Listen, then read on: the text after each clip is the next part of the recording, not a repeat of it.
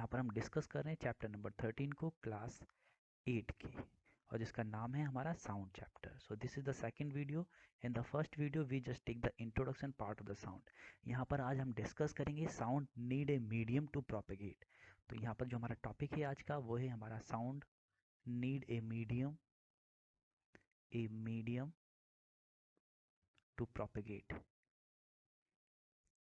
या for propagation. मैंने यहाँ पर टू लिख दिया तो टू के साथ में प्रोपेगेट लगा देता हूँ. प्रोपेगेट यानी कि साउंड को मूव करने के लिए किसी ना किसी मीडियम की ज़रूरत होती है. ये हमने लास्ट क्लासेस के अंदर डिस्कस किया था. रीज़न क्या है? क्योंकि साउंड हमारा एनर्जी है और एनर्जी को ट्रांसफ़र होने के लिए किसी ना किसी पार्टिकल्स की रिक्वायरमेंट होती है. अगर मीडियम नहीं है यानी कि स्पेस है या वैक्यूम है तो साउंड ट्रैवल नहीं करेगा.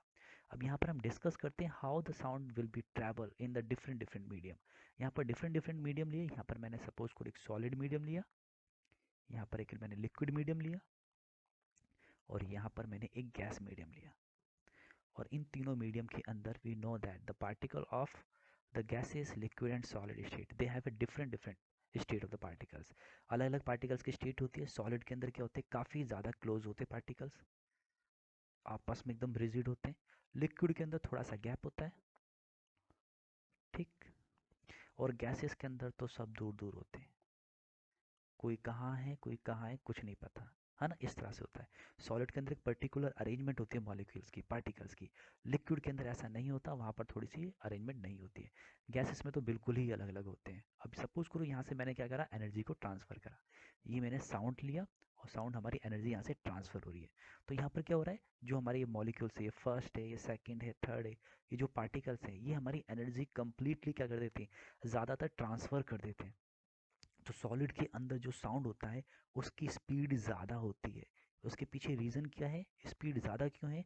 क्योंकि यहाँ पर पार्टिकल्स की अरेंजमेंट एक सीक्वेंस के अंदर है और एनर्जी सारी की सारी लगभग ट्रांसफ़र हो जाती है, वेस्ट बहुत कम होती है. लेकिन अगर मैं यही एग्जांपल लूँ लिक्विड का, तो लिक्विड में जितनी स्पीड से मैंने साउंड यहाँ ट्रैवल कराया तो क्या होगा, ये जो पहला पार्टिकल्स था इसने कुछ ना कुछ एनर्जी लूज़ कर देगा, क्योंकि इनके बीच में गैप ज़्यादा है. हो सकता है ये पार्टिकल्स थोड़ा सा ऊपर हो, तो इनके बीच में जो कॉलिजन होगा, टकराएंगे आपस में, तो वो प्रॉपर नहीं टकराते क्योंकि कहीं ना कहीं एनर्जी लूज़ हो जाती है. जब एनर्जी लूज़ होती है तो यहाँ पर जो स्पीड है साउंड की वो थोड़ी सी कम हो जाती है लिक्विड के अंदर. और इसी तरह से अगर हम गैस की बात करें, गैस को मैंने जैसी साउंड से एनर्जी दी, यानी कि साउंड एनर्जी मैंने प्रोड्यूस करी, तो इसके पार्टिकल्स बिल्कुल अलग अलग होते हैं. तो यहाँ पर हमारा एनर्जी वेस्ट ज़्यादा होता है, इसीलिए यहाँ पर हमारी जो स्पीड होती है साउंड की वो सबसे कम होती है. कहाँ पर सबसे कम होती है? सबसे कम होती है हमारी गैसेस के अंदर. और इसके पीछे रीज़न क्यों है? क्योंकि यहाँ पर गैस के पार्टिकल जो होते हैं काफ़ी डिफरेंट डिफरेंट काफ़ी स्पेस ऑक्यूपाई कर रहा होता है उन्होंने, है ना, और काफ़ी ज़्यादा दूर दूर होते हैं. तो ये इसके पीछे रीज़न है. अब इनके पीछे एक एक्टिविटी कर सकते हैं जो आपको बहुत हेल्प करेगी समझने में. सपोज करो आपके पास एक डेस्क है ये स्कूल की, और स्कूल की डेस्क के ऊपर आप अपने कान को प्रेस कर देना, यहाँ पर सर रखना और यहाँ पर कान को प्रेस कर देना, और एक पेन से इसको हिट करना डेस्क को, ठीक है. उसके बाद साउंड सुनना. और दूसरी बार क्या करना, आप अपने सर को सामने रखना बिल्कुल, ये आपके ईयर होंगे सामने, ठीक है. उसके बाद पेन को हिट करना, फिर कोशिश करना देखने की कि कहाँ पर साउंड ज़्यादा प्रोड्यूस हुआ था.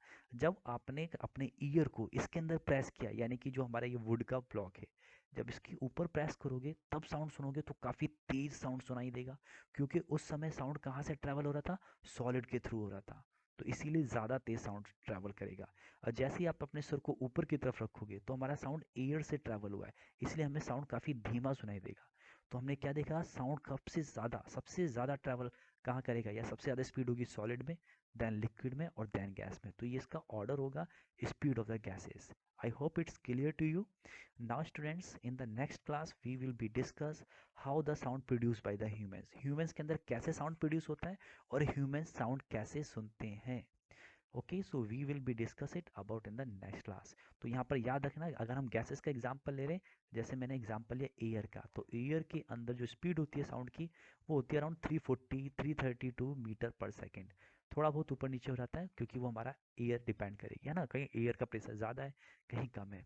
लिक्विड के अंदर जैसे मैं एग्जांपल लूँ वाटर का, तो वाटर के अंदर जो इसकी स्पीड होती है वो करीबन होती है 1500 मीटर पर सेकेंड. और सॉलिड में जैसे मैंने एग्जांपल लिया आयरन का, आयरन की जो रॉड होती है उसमें बहुत ज़्यादा होती है, उसमें होती है अराउंड 5000 मीटर पर second.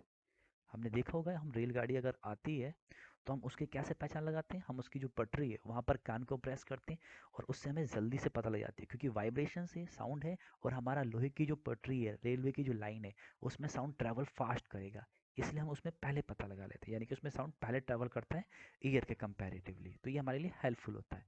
I hope it's clear. So हम ह्यूमन स्ट्रक्चर्स यानी कि ईयर का जो स्ट्रक्चर्स है वो नेक्स्ट क्लास में डिस्कस करेंगे, और हम देखेंगे कि हम किस तरह से बोलते हैं, हमारा साउंड कैसे प्रोड्यूस होता है ह्यूमंस के अंदर। So thank you students.